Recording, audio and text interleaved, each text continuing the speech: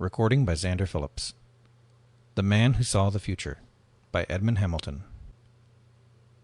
Jean de Marseille, Inquisitor Extraordinary of the King of France, raised his head from the parchments that littered the crude desk at which he sat.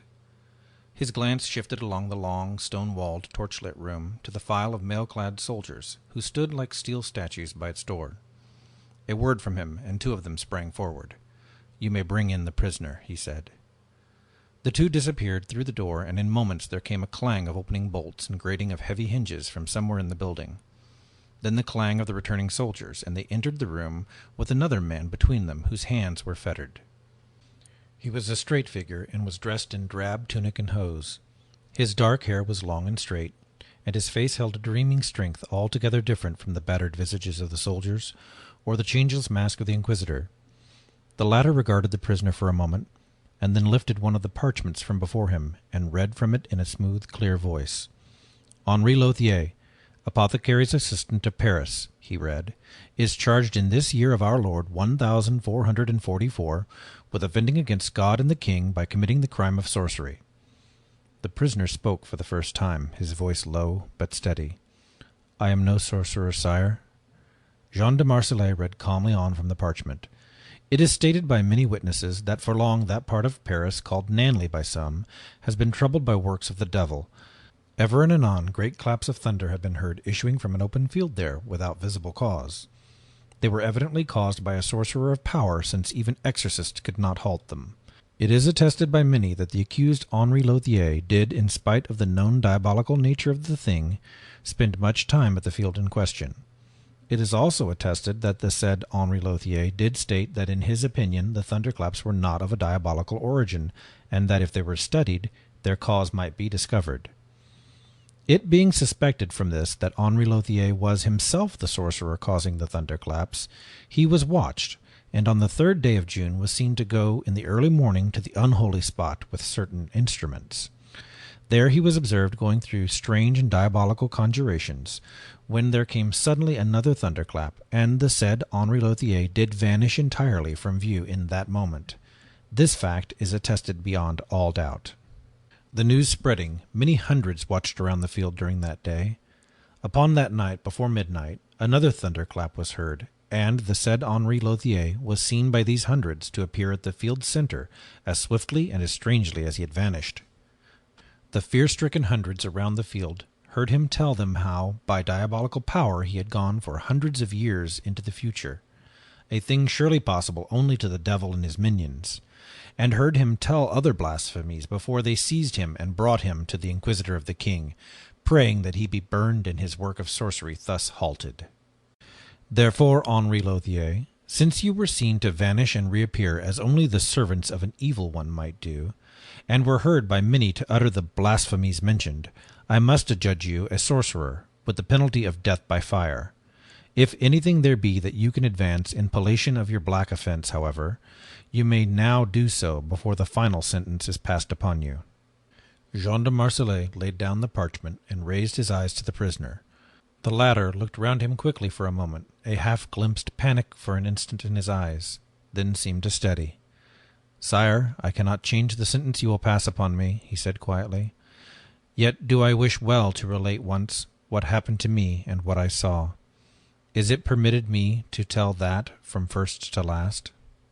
The Inquisitor's head bent, and Henri Lothier spoke, his voice gaining in strength and fervor as he continued. "Sire, I, Henri Lothier, am no sorcerer, but a simple apothecary's assistant. It was always my nature, from earliest youth, to desire to delve into matters unknown to men, the secrets of the earth and sea and sky, the knowledge hidden from us. I knew well that this was wicked, that the Church teaches all we need to know, and that heaven frowns when we pry into its mysteries, but so strong was my desire to know that many times I concerned myself with matters forbidden. I had sought to know the nature of the lightning, and the manner of the flight of birds, and the way in which fishes are able to live beneath the waters, and the mystery of the stars. So when these thunderclaps began to be heard in that part of Paris in which I lived, I did not fear them so much as my neighbors. I was eager to learn only what was causing them, for it seemed to me that their cause might be learned.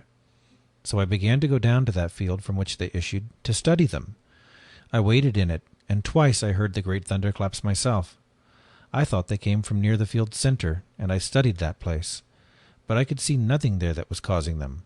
I dug in the ground. I looked for hours into the sky, but there was nothing. And still, at intervals, the thunderclaps sounded. I still kept going to the field, though I knew that many of my neighbors whispered that I was engaged in sorcery. Upon that morning of the 3rd day of June, it had occurred to me to take certain instruments, such as lodestones, to the field, to see whether anything might be learned from them. I went, a few superstitious ones following me at a distance. I reached the field's center and started the examinations I had planned. Then came suddenly another thunderclap, and with it I passed from the sight of those who had followed and were watching, vanished from view. Sire, I cannot well describe what happened in that moment. I heard the thunderclap come as though from all the air around me, stunning my ears with its terrible burst of sound. And at the same moment that I heard it, I was buffeted as though by awful winds, and seemed falling downward through terrific depths. Then, through the hellish uproar, I felt myself bumping upon a hard surface, and the sounds quickly ceased from about me. I had involuntarily closed my eyes at the great thunderclap, but now, slowly, I opened them.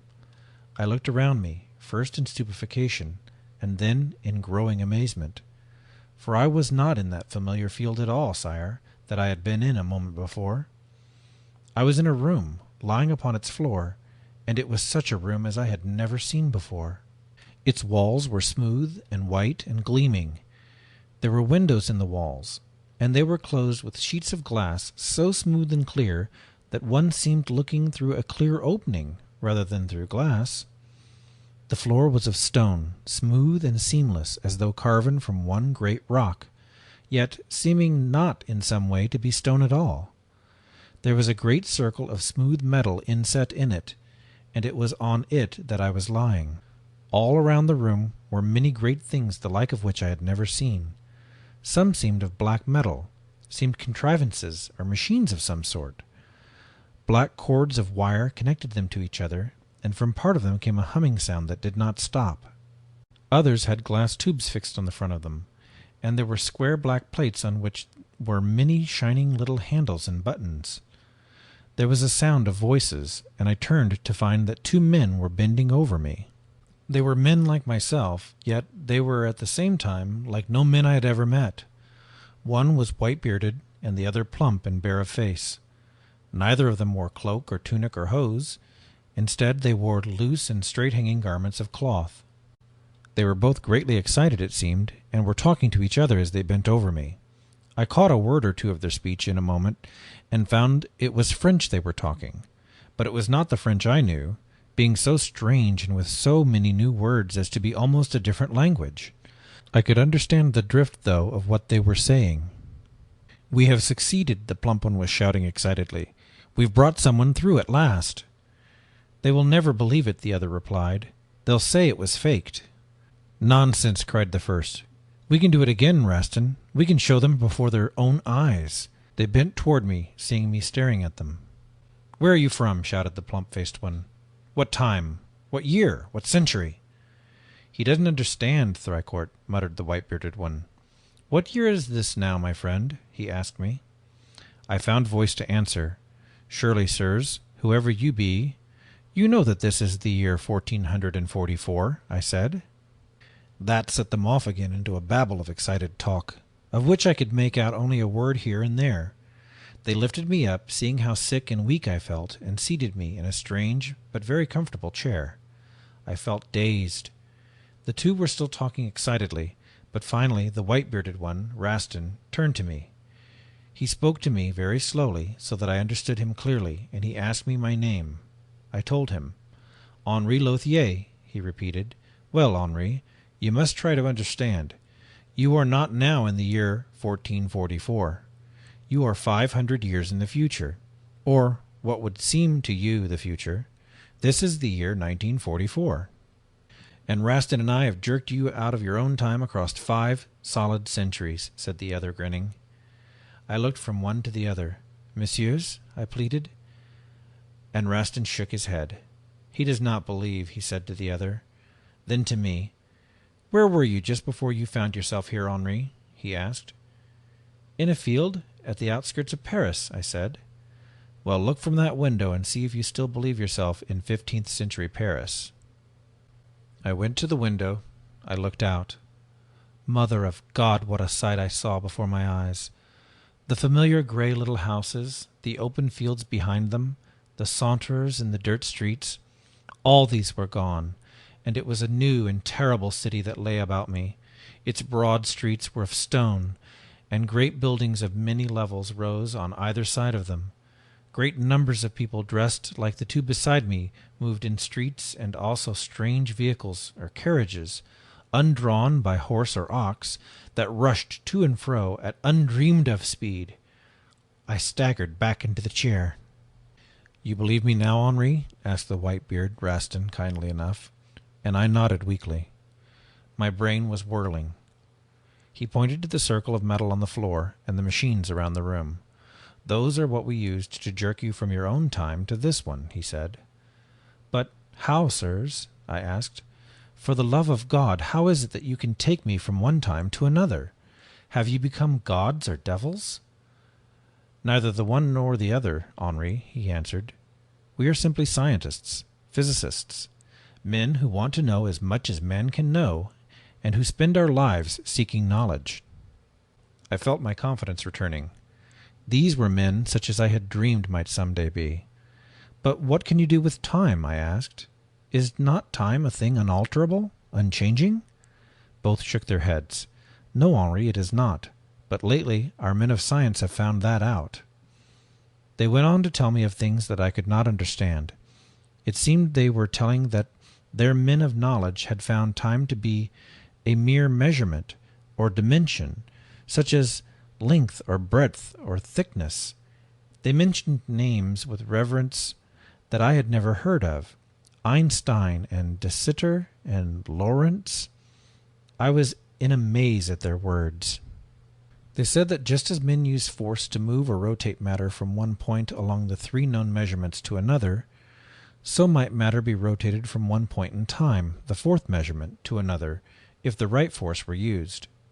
They said that their machines produced that force and applied it to the metal circle from 500 years before to this time of theirs.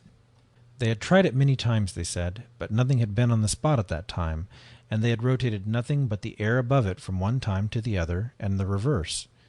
I told them of the thunderclaps that had been heard at the spot in the field, and that had made me curious. They said that they had been caused by the changing of the air above the spot from one time to another in their trials. I could not understand these things. They said then that I had happened to be on the spot when they had again turned on their force, and so had been rotated out of my own time into theirs. They said that they had always hoped to get someone living from a distant time in that way, since such a man would be a proof to all the other men of knowledge of what they had been able to do. I could not comprehend, and they saw and told me not to fear. I was not fearful, but excited at the things that I saw around me. I asked of those things, and Rastin and Thricourt laughed and explained some of them to me as best they could. Much they said that I did not understand, but my eyes saw marvels in that room of which I had never dreamed. They showed me a thing like a small glass bottle with wires inside, and then told me to touch a button beneath it. I did so, and the bottle shone with a brilliant light exceeding that of scores of candles. I shrank back, but they laughed, and when Rastin touched the button again, the light in the glass thing vanished. I saw that there were many of these things in the ceiling. They showed me also a rounded black object of metal with a wheel at the end. A belt ran around the wheel, and around smaller wheels connected to many machines. They touched a lever on this object, and a sound of humming came from it, and the wheel turned very fast, turning all the machines with the belt. It turned faster than any man could ever have turned it. Yet, when they touched the lever again, its turning ceased. They said that it was the power of the lightning in the skies that they used to make the light and to turn that wheel. My brain reeled at the wonders that they showed. One took an instrument from the table that he had held to his face, saying that he would summon the other scientists or men of knowledge to see their experiment that night. He spoke into the instrument as though to different men, and let me hear voices from it answering him. They said that the men who answered were leagues separated from him. I could not believe, and yet somehow I did believe. I was half dazed with wonder, and yet excited too. The white-bearded man, Rastin, saw that and encouraged me. Then they brought a small box with an opening and placed a black disc on the box, and set it turning in some way. A woman's voice came from the opening of the box, singing. I shuddered when they told me that the woman was one who had died years before. Could the dead speak thus? How can I describe what I saw there? Another box or cabinet there was, with an opening also. I thought it was like that from which I had heard the dead woman singing, but they said that it was different. They touched buttons on it, and a voice came from it, speaking in a tongue I knew not. They said that the man was speaking thousands of leagues from us, in a strange land across the uncrossed western ocean. Yet he seemed speaking by my side. They saw how dazed I was by these things, and gave me wine. At that I took heart, for wine at least was as it had always been. You will want to see Paris, the Paris of our time, Henri? Asked Rastin. But it is different. Terrible, I said. We'll take you, Thricourt said, but first your clothes. He got a long, light coat that they had me put on that covered my tunic and hose, and a hat of grotesque round shape that they put on my head. They led me then out of the building and into the street. I gazed astoundedly along that street. It had a raised walk at either side, on which many hundreds of people moved to and fro, all dressed in as strange a fashion. Many, like Rastin and Thricourt, seemed of gentle blood, yet in spite of this they did not wear a sword or even a dagger.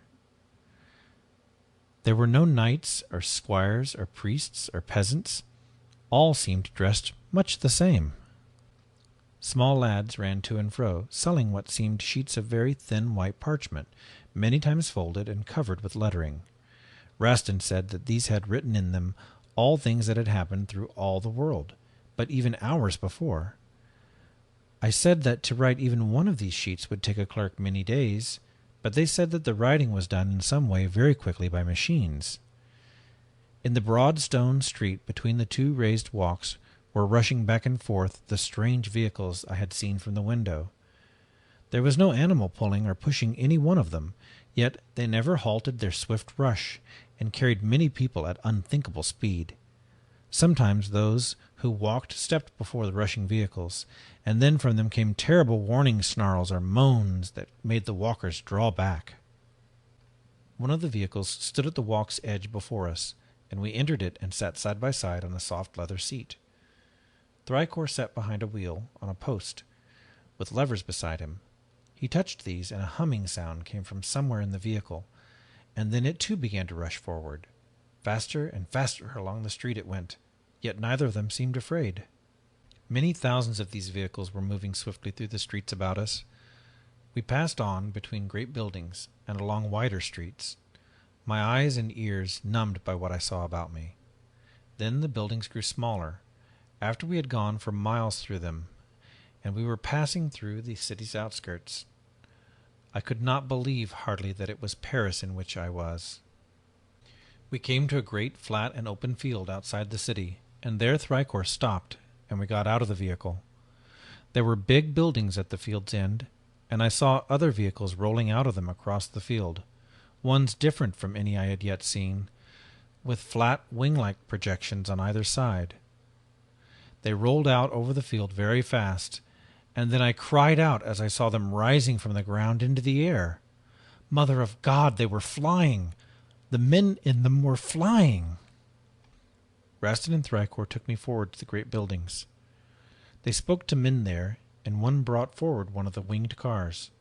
Rastin told me to get in, and though I was terribly afraid, there was too terrible a fascination that drew me in. Thricourt and Rastin entered after me, and we sat in seats with the other man. He had before him levers and buttons, while at the car's front there was a great thing like a double oar or paddle. A loud roaring came, and that double paddle began to whirl so swiftly that I could not see it. Then the car rolled swiftly forward, bumping on the ground, and then ceased to bump. I looked down, then shuddered. The ground was already far beneath. I, too, was flying in the air. We swept upward at terrible speed that increased steadily. The thunder of the car was terrific, and as the man at the levers changed their position, we curved around and over, downward and upward, as though birds. Rastin tried to explain to me how the car flew, but it was all too wonderful, and I could not understand. I only knew that a wild, thrilling excitement held me, and that it were worth life and death to fly thus, if but for once, as I had always dreamed that men might some day do. Higher and higher we went. The earth lay far beneath, and I saw now that Paris was indeed a mighty city, its vast mass of buildings stretching away almost to the horizons below us, a mighty city of the future that it had been given my eyes to look on. There were other winged cars darting to and fro in the air about us, and they said that many of these were starting or finishing journeys of hundreds of leagues in the air. Then I cried out as I saw a great shape coming nearer us in the air. It was many rods in length, tapering to a point at both ends, a vast ship sailing through the air. There were great cabins on its lower part, and in them we glimpsed people gazing out, coming and going inside, dancing even. They told me that vast ships of the air like this sailed to and fro for thousands of leagues, with hundreds inside them. The huge vessel of the air passed us, and then our winged car began to descend. It circled smoothly down to the field like a swooping bird, and, when we landed there, Rastin and Thricourt led me back to the ground vehicle. It was late afternoon by then, the sun sinking westward, and darkness had descended by the time we rolled back into the great city. But in that city was not darkness. Lights were everywhere in it, flashing, brilliant lights that shone from its mighty buildings, that blinked and burned and ran like water in great symbols upon the buildings above the streets. Their glare was like that of day. We stopped before a great building, into which Rastin and Thricourt led me. It was vast inside, and in it were many people in rows on rows of seats.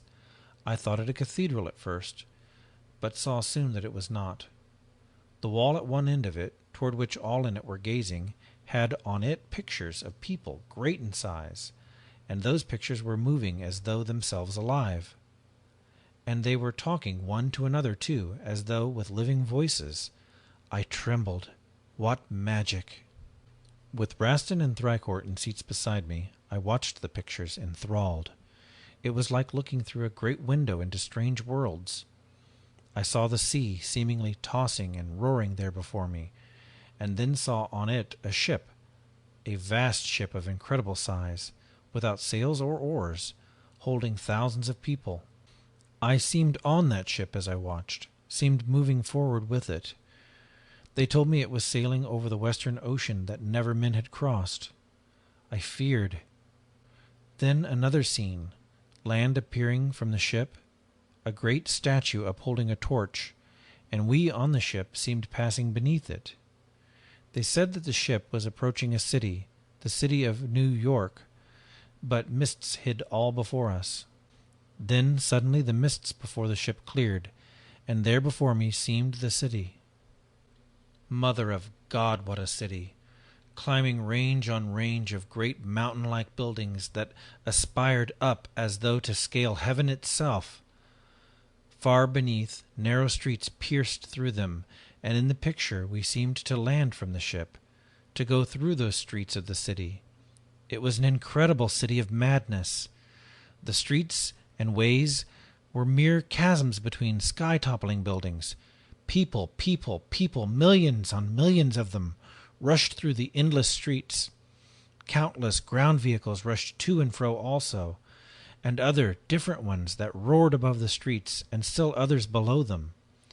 Winged flying cars and great airships were sailing to and fro over the titanic city, and in the waters around it great ships of the sea and smaller ships were coming, as man never dreamed of surely. that reached out from the mighty city on all sides. And when the coming of darkness, the city blazed with living light. The pictures changed, showed other mighty cities, though none so terrible as that one. It showed great mechanisms that appalled me, great metal things that scooped in an instant from the earth as much as a man might dig in days. Vast things that poured molten metal from them like water, others that lifted loads that hundreds of men and oxen could not have stirred.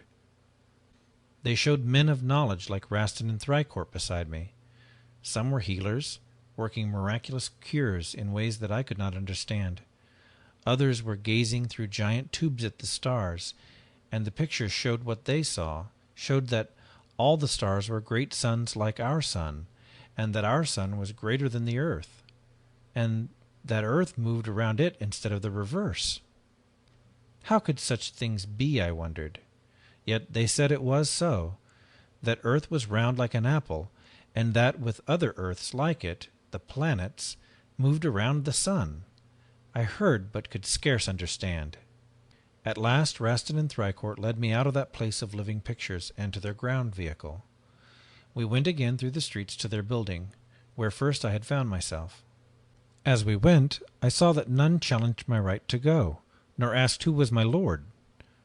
And Rastin said that none now had lords, but that all were lord, king, and priest and noble, having no more power than any in the land. Each man was his own master.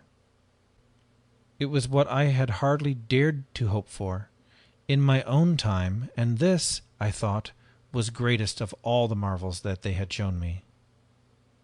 We entered again their building, but Rastin and Thrycourt took me first to another room than the one in which I had found myself. They said that their men of knowledge were gathered there to hear of their feat and to have it proved to them. "You would not be afraid to return to your own time, Henri?" asked Rastin, and I shook my head. "I want to return to it," I told them. "I want to tell my people there what I have seen, what the future is that they must strive for." "But if they should not believe you?" Thrycourt asked. "Still, I must go, must tell them," I said. Rastin grasped my hand. "You are a man, Henri," he said. Then, throwing aside the cloak and hat I had worn outside, they went with me down to the big white-walled room where first I had found myself. It was lit brightly now by many of the shining glass things on the ceiling and walls, and in it were many men. They all stared strangely at me and at my clothes, and talked excitedly so fast that I could not understand. Rastin began to address them. He seemed explaining how he had brought me from my own time to his.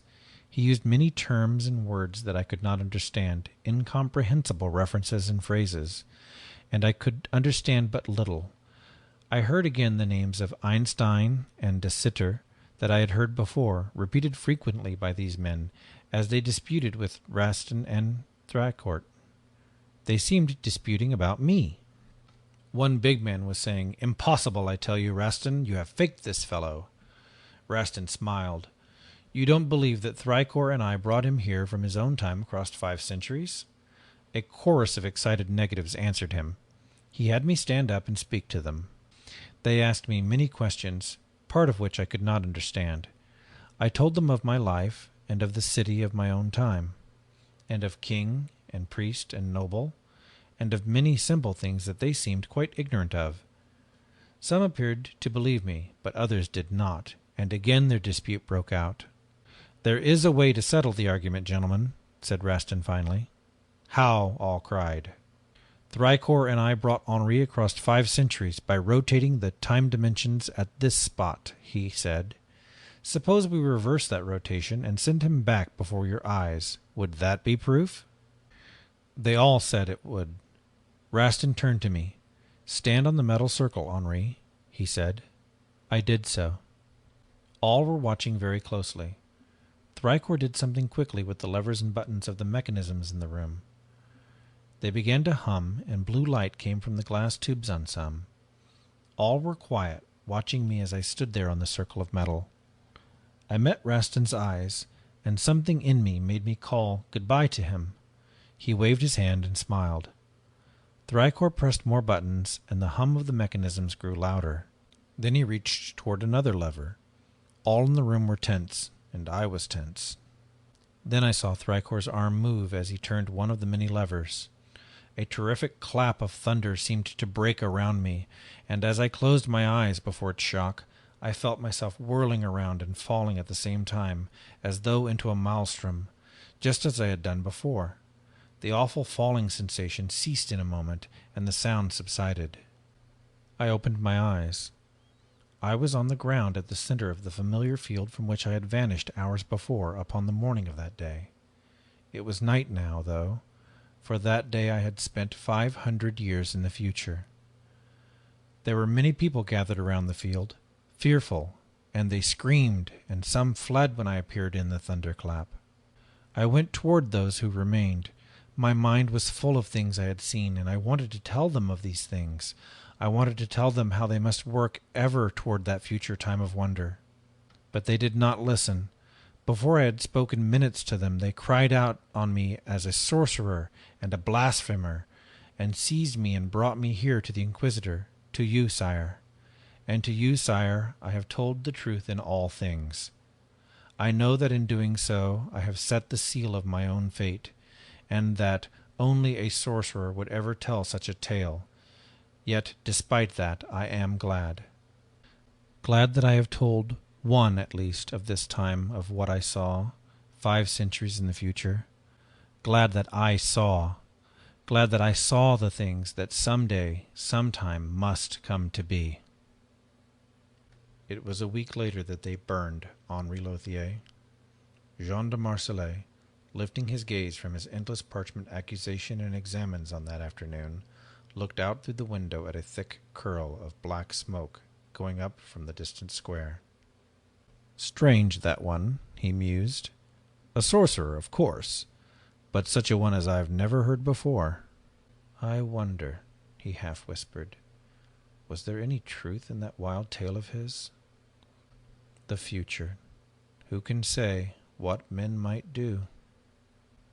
There was silence in the room as he brooded for a moment, and then he shook himself as one ridding himself of an absurd speculation. But tush! Enough of these crazy fancies. They will have me for a sorcerer if I yield to these wild fancies and visions of the future. And bending again with his pen to the parchment before him, he went gravely on with his work. The end. End of The Man Who Saw the Future by Edmond Hamilton. Recording by Xander Phillips.